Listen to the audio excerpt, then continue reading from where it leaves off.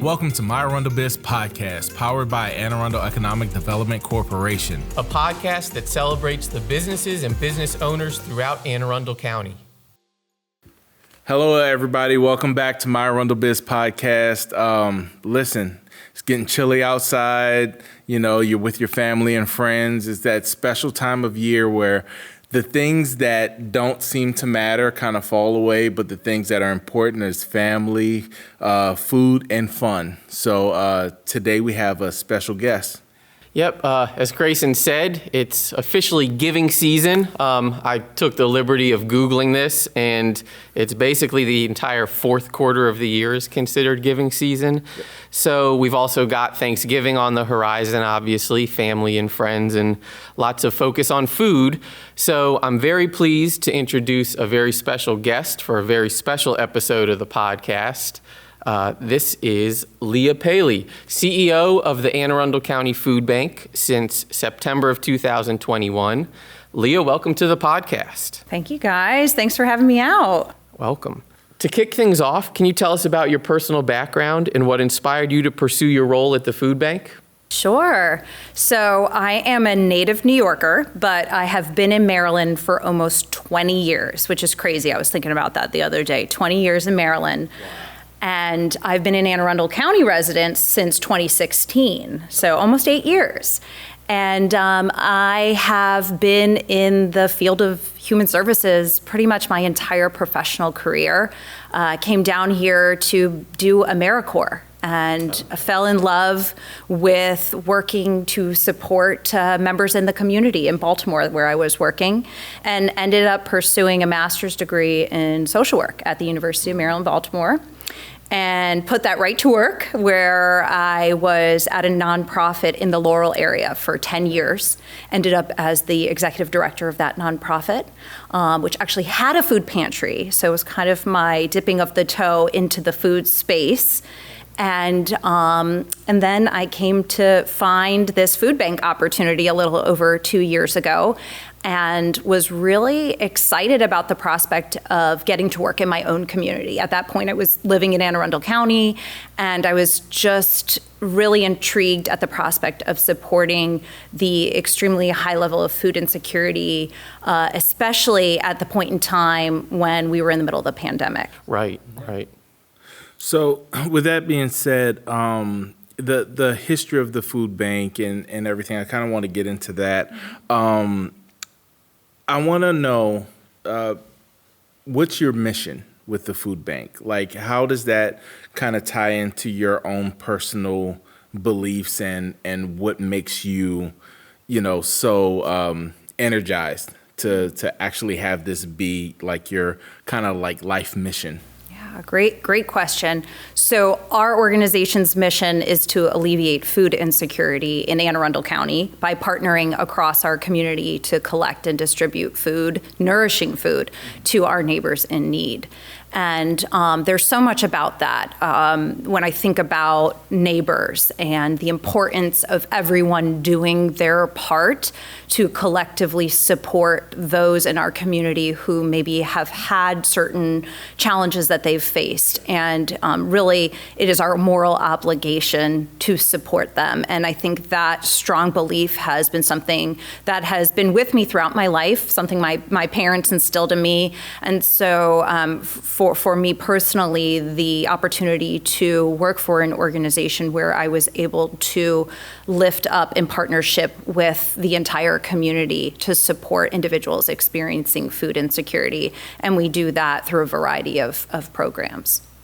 So with us, of course, being an economic development podcast, I kind of wanted to dive into how do you think, and even if you have some stories of how you've seen the food bank actually help out the residents of Anne Arundel County and the economy?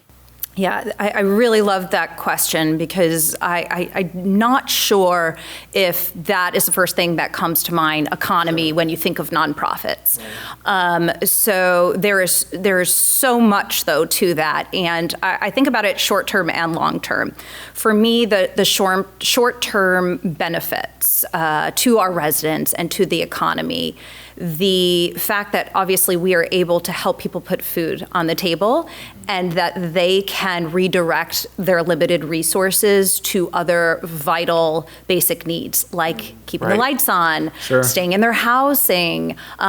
If someone were to become unhoused, to become homeless, it becomes much, much harder to rehouse an individual. So to help someone prevent from ever being in that situation is of extreme importance. And I really do believe that is something that being able to offer food allows our residents in this county and across the country.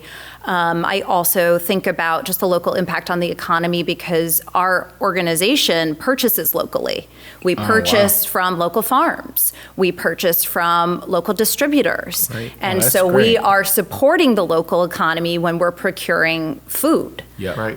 Which is really neat. And then on a longer term basis, I'm thinking about health outcomes.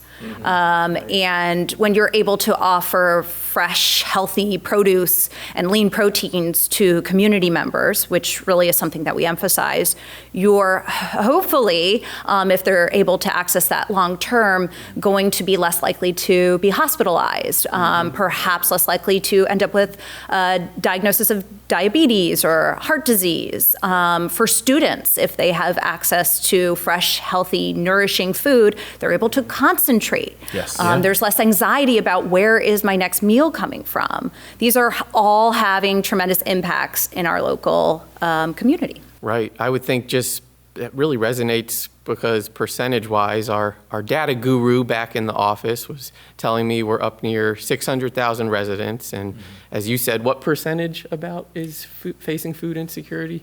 Yes, so in Anne Arundel County, approximately 8.1%, which is just over 47,000 residents, are facing food insecurity. And honestly, I found that shocking for such a wealthy county. Yes, definitely.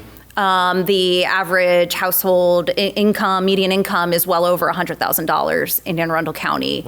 And yet 47,000 residents are facing food insecurity. They don't know where their next meal is coming from. And what's even more shocking is about half of those people aren't even eligible for public assistance. They actually don't qualify. They make too much money to receive the Supplemental Nutrition Assistance Program benefit, SNAP.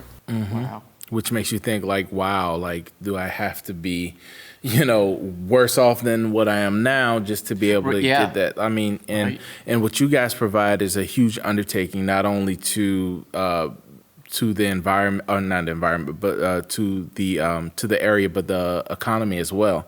So with that being said, with such a large undertaking, what programs and services do you guys have that will kind of help the residents and the economy, or more so the residents? Well, central to our mission is obviously food. I think that's the first thing that comes to mind when you hear food bank. And we have seen an exponential increase in the number of community partners that are working in partnership with us to distribute the food. Food bank is a distribution hub. We don't distribute food directly to the community, except by way of our mobile pantry, which I look forward to talking about as well. But for our 76 network partners, they are coming to the food bank to pick up food that they then turn around and distribute to community members where they be throughout the county. So we have currently 115 distribution sites across the county. Can you say that one more time? 115 distribution locations, and we're averaging 48,000 points of service per month, individual points of service for food assistance. That is awesome. Yeah, so that's food, but we do more than food. We also consider basic essentials like baby items, diapers, wipes, formula, baby food, senior supplemental supplies like Ensure or incontinence supplies. Those are vital, we feel, to our community members, and things that your food stamps don't cover if you do qualify for food stamps. So I actually have 27 sites that are distributing diapers. Wow. And that is up from 8 just 3 years ago. So we went from 8 to 27 sites and about 1,000 babies per month are receiving diapers and wipes and all of those supplies. Jeez. Wow, you just answered my next question. I was going to ask how has it grown, but I mean, that's amazing. Yeah. Yeah, the pandemic really shined a light on an issue that was there already. Of course, I think there were so many more people who were already on the brink, and whether it became job loss or a loss of hours, inability to maybe leave their home because of health needs, getting a COVID diagnosis, so many people ended up on lines requesting food or requesting some of these services that maybe you hadn't seen before. And thankfully, there were a lot of resources that were directed our way and to other pantries, to food banks throughout the county and country. And so we were able to do so much more than we had been able to do. But the need does remain. It remains high. One program I also wanted to mention, and I did bring some samples to show you today, is our Backpack Buddies program. We currently have 40 schools that we work in partnership with to distribute food items to students who qualify for free and reduced meals. And we have about 1,000 students that are receiving meals each week throughout the school year and over holiday time. So the students who are getting ready to go home for Thanksgiving weekend will, if they are participating in this program, will have access to these items. So I'd love to That's great. Yeah, please. show you what Show and tell, what I've please. got. Yeah, absolutely. So we've even been able to designate funding to actually have a little bag, so it's reusable. Of course, our hope is that the students will bring them back in and we can refill them. That's not always the case, but that's okay. But we're really trying to consider what are things that are somewhat healthy, but also things that a child will eat. Right. Also, it needs to be shelf stable. Most of these schools do not have refrigeration space. So things like, this is probably pears or pineapples and juice in a cup. We're also giving, always good. No one's going to complain about that. Not always the healthiest, but we want it to also be something that they will eat, that they can Absolutely. make themselves. If mom or dad or grandma is at work, that this is something that they might be able to handle. I don't know about your child, but I would trust my 10-year-old to pop that in the oven.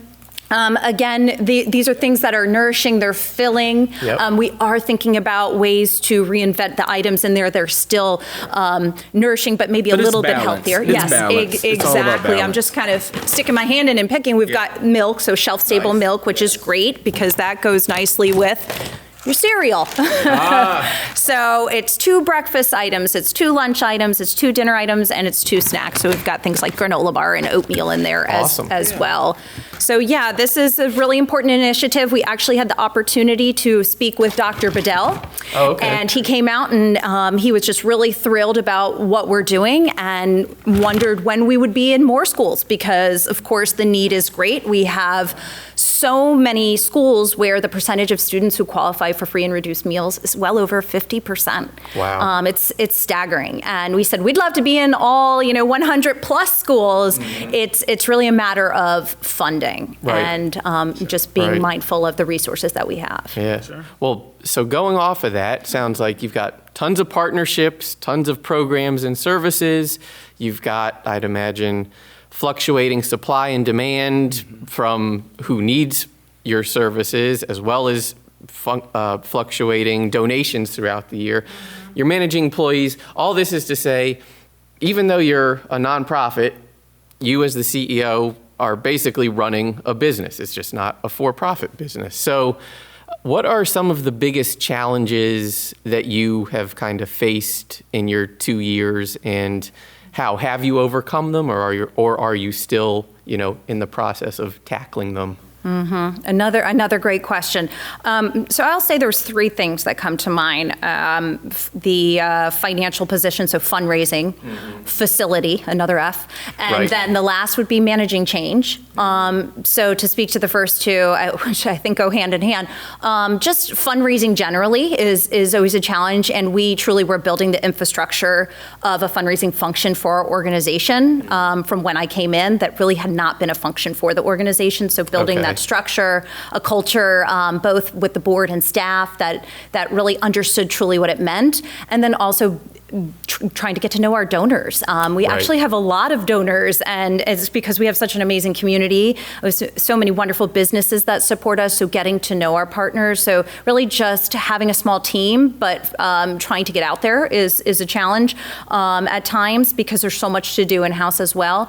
And the funding has fluctuated just in terms of the government resources available. That's really what I'm talking about. I think when I'm thinking about the community resources, business support, that's remained fairly consistent. And also when we think about food donations that come from drives, that those types of groups are coordinating, but just trying to think through a plan that helps to ensure that the long-term stability of the organization from a financial position. And that kind of leads itself into the next item, which is the facility.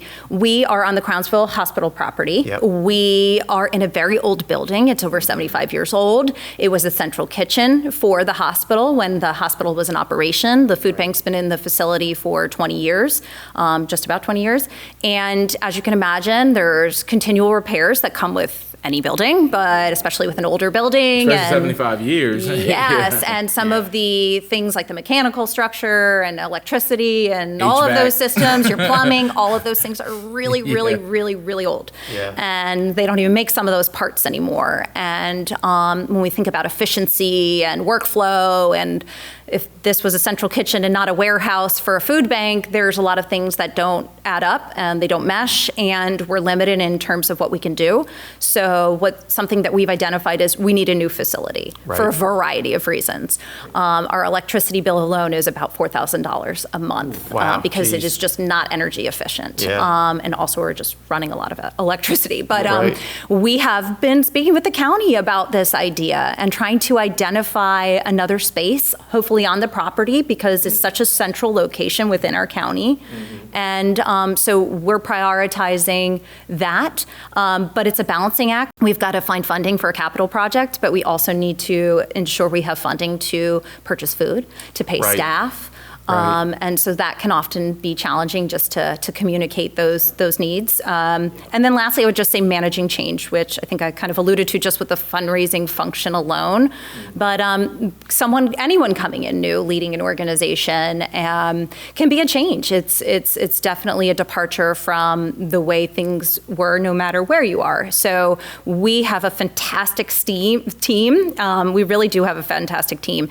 And we've been able to accomplish so much. Everyone really is on board, is on the same page when it comes to our mission, and just being transparent and communicating effectively, I think, have been key. Right. And speaking of change, I remember it was back in the middle of the summer, Governor Moore made the announcement about helping more food banks and food distribution centers connect directly with farmers for oversupply, which you mentioned before, local farmers. So I'd imagine sometimes that it's obviously great news to you, but you kind of have to figure out the nuts and bolts of implementing new programs just like an AAEDC has to, right? Absolutely. It can be a challenge, but you have to be flexible. I think COVID taught everyone that, but nonprofits have always had to be nimble. So that's not anything new, and we're just excited about those types of opportunity. We actually just submitted an application to the Department of Agriculture within the state to procure locally those types of fresh items. Great. And I know we didn't do it the last year, but both Grayson and I enjoyed being part of promoting the Hunt Down Hunger, the venison program in the past, and I think that was the first time I met you at the food bank. Absolutely. Which was fun. So speaking of all those challenges and tackling them, and a big thing, kind of an ever-present challenge, I would think, is the access, whether it's you getting the food to the people directly that need it, or to your partners. I know even more recent news was the launch of the mobile pantry. So if you could tell us a little about why that is such exciting news and such a good thing for for your guys' growth. Yes, we are thrilled to have launched this program in September. It's been a labor of love, and we have been so very fortunate to receive a capacity building grant from the Department of Agriculture to be able to purchase and retrofit this vehicle and to take the show on the road.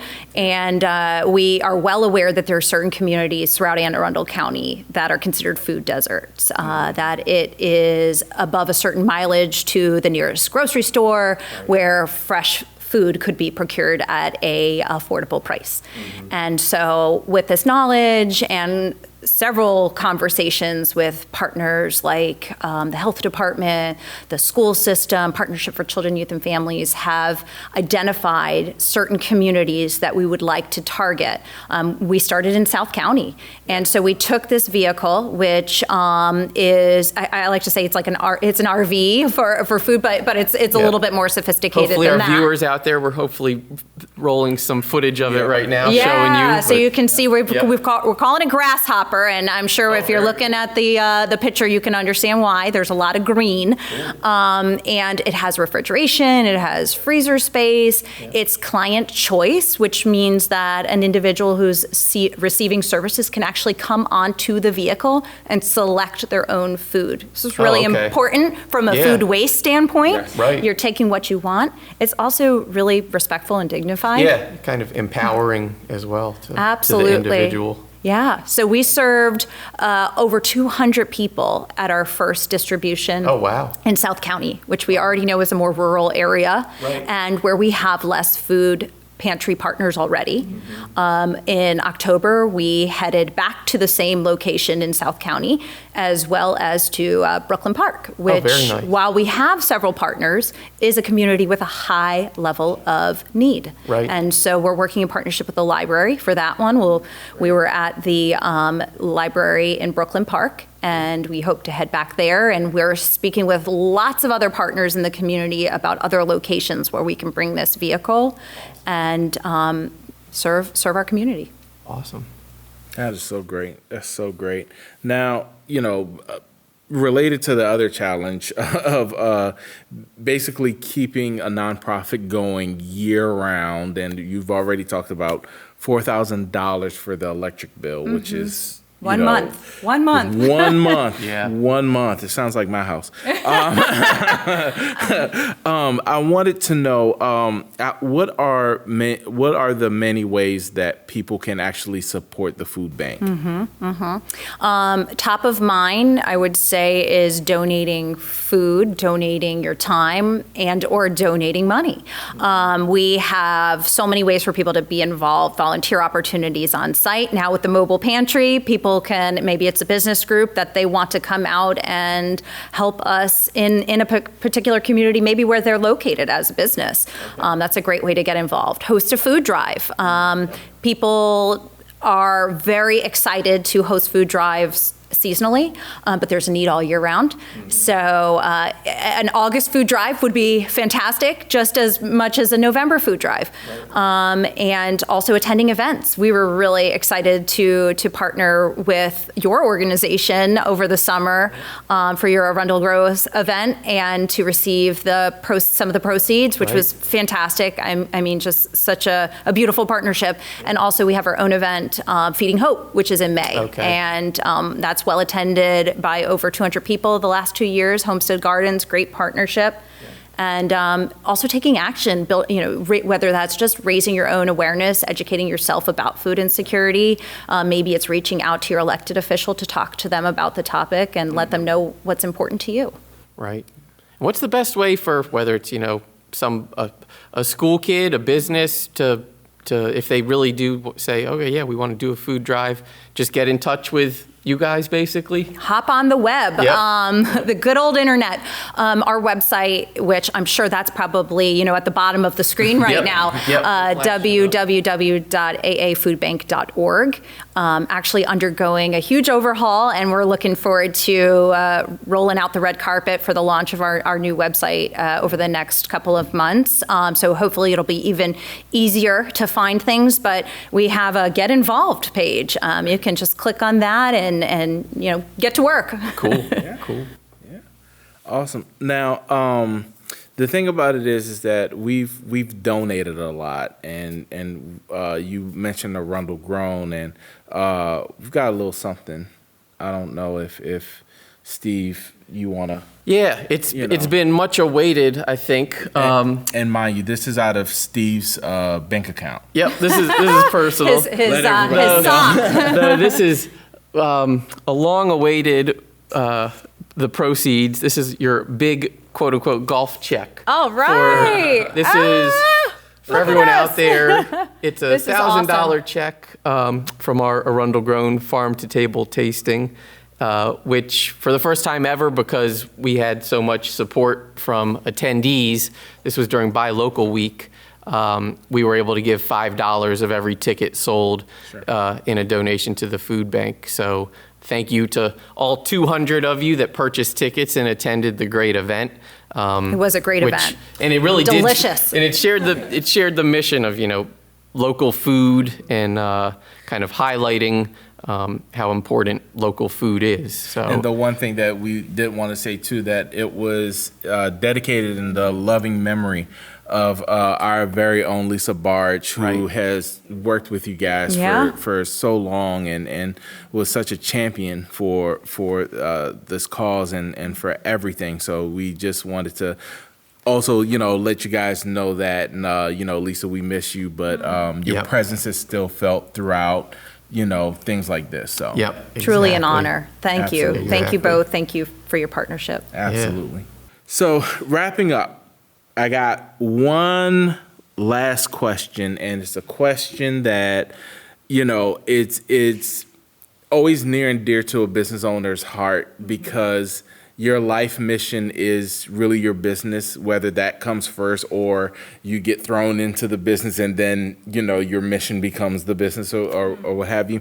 So I want to know, what is it that you like to do when you're not helping others, when you have those selfish moments of, I need to get away, what are some of those places that you go in Anne Arundel County? Or what are some of the things you do? I love this question.